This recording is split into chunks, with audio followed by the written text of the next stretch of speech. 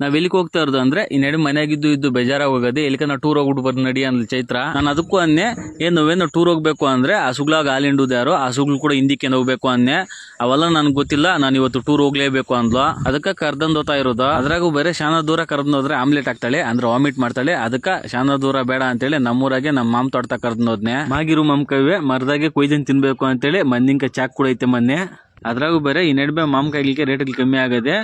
ಅದಕ್ಕೆ ಮಾಮಕಾಯಿಗೆ ಕಿಲ್ಲೋರ್ ಇಲ್ದ್ರೆ ಆ ಮರದಾಗೆ ಮಾಗೋಗ್ತಾವೆ. ರೇಟ್ಗಳನ್ನ ಇದ್ದಿದ್ರೆ ಈ ಮಾಮ್ ಗಿಡಗ್ಲಾಗ ಒಂದ್ ಕಾಯಿ ಕೂಡ ಇಕ್ತಾ ಇಲ್ಲ, ಎಲ್ಲ ಮಂಡಿಗ್ಲಾಗಿರುವ ರೇಟ್ಗಳು ಇಲ್ಲದಕ್ಕ ಈ ಕೂಡ ಆಗದ ಈ ಸಲ. ಮರದಾಗೆ ಮಾಗಿರುವ ಮಾಮಕಾಯಿವೆ ಕೊಯ್ದನ್ ತಿಂತ ಇದ್ರೆ ಟೇಸ್ಟ್ ಅಂತೂ ಸೂಪರ್ ಆದ್ರೆ ಒಂದಲ್ಲ 2 ಕಾಯಿ ತಿನ್ನೆ.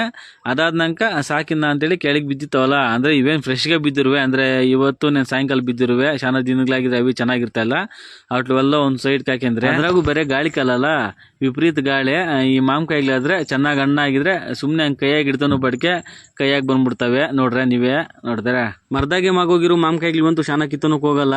ಒಂದ್ 5-6 ಕಾಯಿ ಕಿತ್ತಂದ್ ವಾಸೆ. ಯಾಕಂದ್ರೆ ನೆಲದಾಗೆ ಶಾನ ಕಾಯಿಗಳು ಉದ್ರೋಗಿದ್ವು, ಅವ್ಟೆಲ್ಲ ಐತೆ ಒಂದ್ ಸಂಚಿಕೆ ಹಾಕಿದ್ವಿ. ಚೈತ್ರಕ್ಕಂತೂ ಫುಲ್ ಖುಷಿ ಆಗೋಯ್ತು ಟೂರ್ ಕರ್ದನಾಗಿದ್ಕ. ಅದಾದ್ನ ಕಲ್ಲಿಂದ ನಾವು ಸೀದಾ ಮನೆಗ್ ಬಂದ್ ಹಾಕಿದ್ವಿ.